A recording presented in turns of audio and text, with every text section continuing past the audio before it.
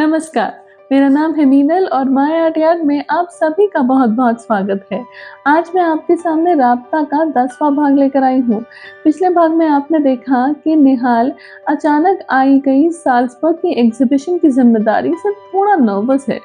नेत्रा चाहती है निहाल की हेल्प करना। नेत्रा चाहती है कि साल्ज़बर्ग में जाकर उसको असिस्ट करे, लेकिन निहाल नेत्रा को ले नहीं जाना चाहता। तो क्या दोनों एक साथ एग्जीबिशन की जिम्मेदारी निभाएंगे? क्या होगा आगे? चलिए पता करें।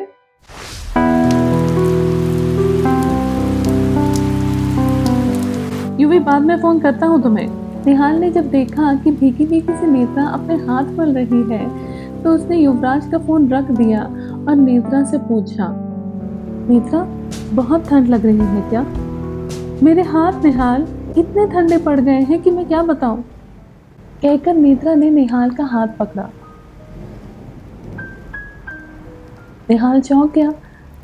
नेत्रा ऐसा कुछ करेगी निहाल ने सोचा नहीं था, लेकिन वाकई में उसके हाथ बहुत ठंडे पड़ गए थे और निहाल के हाथों में गर्माहट थी। दोनों की नजरें मिली। ऐसा लग रहा था जैसे आंखें दिल का हाल बयां कर रही थी। जब निहाल की गहरी आंखों ने नेत्रा को देखा तो नेत्रा की नजरें खुद ब खुद झुक गई। नेत्रा ने निहाल का हाथ छोड़ा, लेकिन निहाल ने उसका हाथ छोड़ा नहीं, बल्कि थाम लिया। हैरानी में जो आंखें झुकी थी वो उठकर दोबारा निहाल को देख रही थी। निहाल अभी भी नेत्रा की आंखों में देख रहा था। नेत्रा कुछ उलझन में आ गई, आंखें चुराने लगी। तो निहाल ने कहा, क्या अब बेहतर लग रहा है? सुनकर नेत्रा मुस्कुराई और उसे एहसास हो गया था कि उसकी कंपन अब जा चुकी थी। नेत्रा तुम तो भीग गई हो, मुझे ऐसा लगता है कि तुम्हें घर जाना चाहिए, वरना तुम्हें ठंड लग सकती है, निहाल ने सुझाव दिया। निहाल, मैं आपकी मदद करना चाहती हूँ। आपके फ्रेंड के सामने तो मैंने कह दिया कि हम आपकी मदद करेंगे, लेकिन सारा काम तो आप पर ही आ गया है ना। अगर साल्ज़बर्ग नहीं तो कम से कम यहाँ रहकर तो मुझे आपकी कुछ मदद करने दीजिए, नेत्रा ने कहा। नेत्रा, ऐसा कुछ भी सोचने की जरूरत नहीं है, लेकिन हाँ, अगर तुम्हारी तबीयत खराब हो गई तो मुझे जरूर बुरा लगेगा। अच्छा, तो आप भी मेरे घर चलेंगे? नहीं नेत्रा, तुम्हारी रूमी डिस्टर्ब होगी, निहाल ने कहा। स्नेहा कल ही फ्रैंकफर्ट गई है उसके कजिन से मिलने। नहीं नेत्रा, मुझे ठीक नहीं लगता, निहाल ने कहा। निहाल, मौसम तो देखिए, बारिश अचानक कितनी बढ़ गई है, कुछ देर तो ठहर कर जाइए। निहाल ने विंड स्क्रीन से देखा तो मौसम वाकई में खराब हो गया था। कुछ पल सोचने के बाद निहाल मान गया। निहाल ने बैक सीट से एक बड़ा सा छाता निकाला और कार से बाहर गया। फिर नेत्रा की तरफ जाकर उसकी साइड का दरवाजा खोला। हाथ बढ़ाकर नेत्रा को बाहर आने में मदद की। दोनों साथ में नेत्रा के फ्लैट की ओर चलने लगे।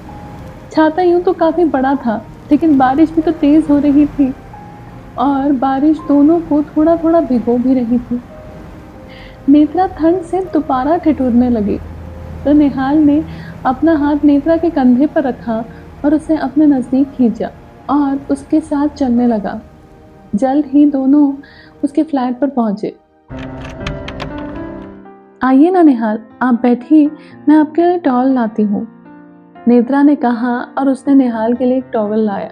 नेत्रा, तुम भी चेंज कर लो, निहाल ने कहा। हाँ, मैं अभी आई, नेत्रा ने कहा और जल्द ही वो कपड़े बदल कर आई। ओह, ओस की बूंद की तरह लग रही हो नेत्रा। इस तरह लगोगी तो कैसे रोकूंगा मैं खुद को। हर बार तुम्हारी सादगी मेरे दिल को छू जाती है, लेकिन क्या तुम्हारी तरफ के मेरे खिंचाव को मैं रोक पाऊंगा? नेत्रा जब कपड़े बदलकर बाहर आई तो निहाल ने नेत्रा की तरफ देखकर ये सोचा। नेत्रा ने एक सिंपल सा सूती सफेद कुर्ता और पैजामा पहना था, नाइट सूट जैसा कुछ। बाल कुछ भीगे कुछ सूखे थे और चेहरे पर हमेशा की तरह एक ताजगी थी। निहाल, निहाल, नेत्रा की आवाज निहाल के कानों तक तो पहुंच रही थी, लेकिन दिलो दिमाग पर दस्तक नहीं दे पा रही थी। निहाल, क्या कुछ कहा? आप कुछ सोच रहे हैं क्या? नहीं। नहीं तो? आप चाय लेंगे या कॉफी पसंद करेंगे? ऐसे मौसम में तो अदरक वाली चाय ही हो सकती है ना? निहाल ने कहा। सच कहा आपने, मैं अभी बनाती हूँ, नेत्रा ने कहा और वो चाय बनाने लगी। निहाल ने अपना लैपटॉप निकाला और एग्जीबिशन के डॉक्यूमेंट्स खोले। तभी निहाल को एक फोन आया।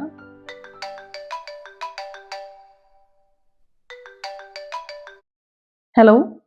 हाँ समीर, बोलो, कैसे फोन किया? निहाल ने पूछा। यार, साल्सबर्ग के एग्जीबिशन के स्पॉन्सर्स एक प्रेजेंटेशन चाहते हैं, वहाँ के आर्ट कनेक्शन वगैरह के बारे में, और ऑन बोर्ड आर्टिस्ट कौन है उनके बारे में कुछ छोटा सा इंट्रो। व्हाट? कैसे करूँगा मैं? और वो भी सिर्फ 2 दिन बचे हैं, फ्राइडे को तो निकलना है ना मुझे। निहाल को इस तरह से बात करता देख नेत्रा निहाल के पास आकर बैठ गई, और नेत्रा को अपने पास आता हुआ देखकर निहाल ने कहा, अच्छा ठीक है, कल बात करता हूँ मैं। निहाल, क्या हुआ, कुछ परेशानी है क्या? नेत्रा ने पूछा तो निहाल ने प्रेजेंटेशन का पूरा किस्सा बताया नेत्रा को। अगर मैं आपका प्रेजेंटेशन बना दूँ तो इस तरह से मुझे भी तसल्ली होगी कि मैं आपके कुछ काम आई। नेत्रा, तुम जिस तरह से सोच रही हो ये उतना आसान नहीं है। बहुत सारी इन्फो गैदरिंग लगेगी, आर्टिस्ट को मेल करके कांटेक्ट करना पड़ेगा, उनसे कोऑर्डिनेट करना पड़ेगा, उनसे इन्फॉर्मेशन निकालनी पड़ेगी। You are a student Netra, I don't want to burden you with my responsibilities, Nihal ने कहा। निहाल, माना हम अभी अभी मिले हैं, शायद एक दूसरे को कुछ ज़्यादा जानते नहीं हैं, लेकिन निहाल, पहली ही मुलाकात में वो आप ही थे ना जिन्होंने मुझे यकीन दिलाया था कि मेरे कपड़े नहीं बल्कि मेरी काबिलियत मेरी पहचान है। दूसरी ही मुलाकात में आपने मेरे लिए अपना संडे गवा दिया था। आपका तो पता नहीं, लेकिन मुझे ये पहचान बस 2 मुलाकातों वाली नहीं लगती, वरना बिना आपसे पूछे आपका नाम सुझाने की गलती कैसे कर देती मैं। हमारे बीच इतनी फॉर्मेलिटीज लाकर मुझे दोबारा अजनबी मत बनाइए प्लीज। निहाल नेत्रा की बात बड़े गौर से सुन रहा था, और वो ये बात समझ चुका था कि जिस तरह से वो नेत्रा के बारे में महसूस करता है, नेत्रा भी कुछ वैसा ही महसूस करती है। और ये जानकर उसे बस खुशी नहीं हुई तो इत्मीनान भी हो गया। अच्छा ठीक है, इतनी कम उम्र में इतनी गहरी बातें कैसे कर लेती हो तुम? पहली बार जब तुम्हें सुना था तब भी तुमने मुझे चौंका दिया था। कैसे? नेत्रा ने उत्सुकता में पूछा, लेकिन निहाल कुछ हड़बड़ा गया, क्योंकि आप जानते हैं ना, जब निहाल ने पहली बार नेत्रा को सुना था तो वो एक कैफे में था, जब निहाल बहुत परेशान था, लेकिन ये बात तो वो नेत्रा को बता नहीं सकता था, और अनजाने में उसके मुंह से ये बात निकल चुकी थी। तो आप क्या करें? कुछ नहीं, बाद में कभी बताता हूँ, चलो पहले मिलकर प्रेजेंटेशन की तैयारी करते हैं, निहाल ने कहा, और दोनों काम में जुट गए। ओह गॉड, ये क्या बोलने वाला था मैं?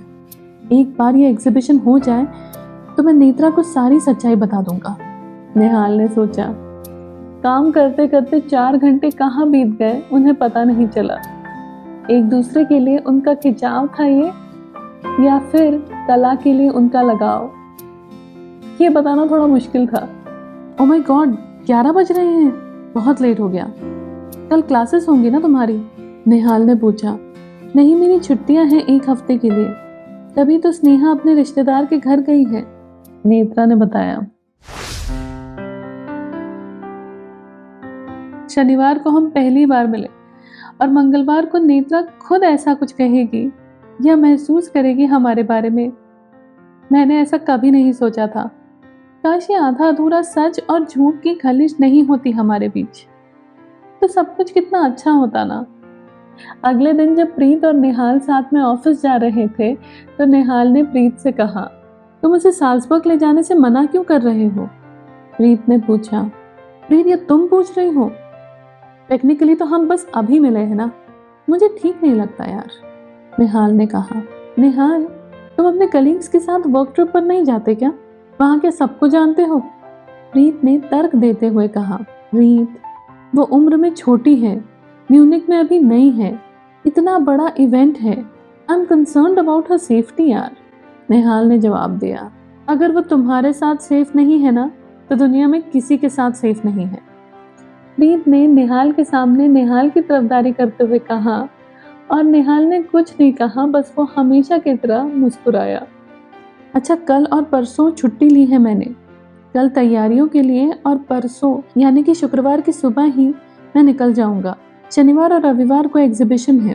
आई थिंक शाम को 5-6 बजे तक निकल पाऊंगा मैं म्यूनिक के लिए, और फिर दोबारा सोमवार को हम यहीं मिलेंगे। निहाल ने अपना प्रोग्राम प्रीत को बताया। Nihal, take Netra along, at least there would be someone you can bank on, think about it, Preet ने जोर देते हुए कहा। निहाल और नेत्रा उस दिन नहीं मिले, लेकिन अगले दिन यानी कि गुरुवार को दोनों मिलने वाले थे। नेत्रा ने निहाल को अपने घर पर ही बुला लिया ताकि वो दोनों प्रेजेंटेशन की तैयारी बिना किसी डिस्टरबेंस के कर सके। निहाल हैरान था नेत्रा का प्रेजेंटेशन देखकर, और उसने साथ ही सभी आर्टिस्ट के साथ कोऑर्डिनेट भी कर लिया था। Wow Netra, this is impressive, you have eased all my worries. चलोगी मेरे साथ साल्सबर्ग? निहाल ने पूछा। रियली? नेत्रा ने पूछा, और निहाल ने हामी भरी और कहा, ऑफ कोर्स, चलो। नेत्रा उठी और उसने खुशी से निहाल को गले लगा लिया। गले लगने के बाद उसे एहसास हुआ कि किसी दोस्त को गले लगने जितना आम ये पल नहीं था। दोनों की धड़कनें अचानक इतनी तेज हो गई थी कि उन्हें सुनाई दे रही थी।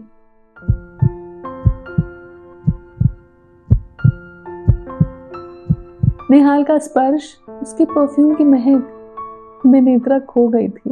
निहाल भी इन अनजानी नजदीकियों से कुछ मुश्किल में आ गया था, कुछ उलझन में आ गया था। दोनों अलग हुए, दोनों की नजरें मिलकर भी नहीं मिली। शायद वो तैयार ही नहीं थे इस पल का सामना करने के लिए। मैं कल सुबह 8 बजे तक आऊंगा तुम्हें लेने, तैयार रहोगी ना? चलो चलता हूँ मैं, समीर से भी मिलना है अभी, निहाल ने कहा। लेकिन दिल से शायद वो अभी भी उसी पल में था जब दोनों करीब थे। नेत्रा के एहसास ने निहाल को छोड़ा नहीं था अभी तक। नेत्रा के भी चेहरे पर उलझन साफ दिखाई दे रही थी, हल्की हल्की सी हंसी जैसे होठों के कोनों से झांक रही थी, लेकिन पलकें उठने की हिम्मत नहीं कर पा रही थी। ऐसा लग रहा था जैसे शर्म और संकोच के मारे पलकें भारी हो गई है। निहाल ने अपना लैपटॉप बैग में डाला, शूज पहने, दरवाजा खोला और निकला। नेत्रा वहीं खड़ी थी निहाल को सी ऑफ करने के लिए। निहाल जब तक लिफ्ट से अंदर नहीं गया और लिफ्ट का दरवाजा नहीं बंद हुआ, नेत्रा बिना पलके झपकाए निहाल को देख रही थी। निहाल ने कार शुरू की और वो समीर के घर के लिए निकला। निहाल के ख्याल कार की रफ्तार से भी तेज चल रहे थे। जब नेत्रा को उसने पहली बार सुना था से लेकर अब तक, अब पूरा सफर उसकी आंखों के सामने चल रहा था। और देखते ही देखते वो समीर के घर पहुंचा। जब समीर ने निहाल के साथ बैठकर प्रेजेंटेशन देखा तो वो भी काफी खुश हुआ। Wow, this is impressive. मुझे खुशी है कि तुमने नेत्रा को ले जाने का फैसला किया है। मैंने होटल में बात कर दी है तुम दोनों के रूम्स के लिए। All the best Nihal, I owe this one for you. ओफो समीर, मुझे किसी ने कहा था कि कोई और है जो तुम्हारी मदद करना चाहता है। अगर करना वो चाहता है तो क्रेडिट मेरा कैसे हुआ? तुम बस साक्षी का ख्याल रखो। चलो मिलते हैं, निहाल ने कहा और उसने समीर से विदा ली।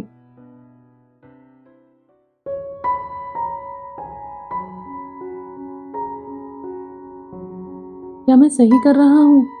उसकी आंखों में जो सच्चाई है वो मुझे खींचती है। उसकी मासूमियत, उसकी सादगी, बेपर्दा दिल की बात कह जाना, सब कुछ दिल को छू जाता है। लेकिन मैं तो उसे धोखा दे रहा हूँ ना। शायद साल्सबर्ग में सब बोल पाऊँ।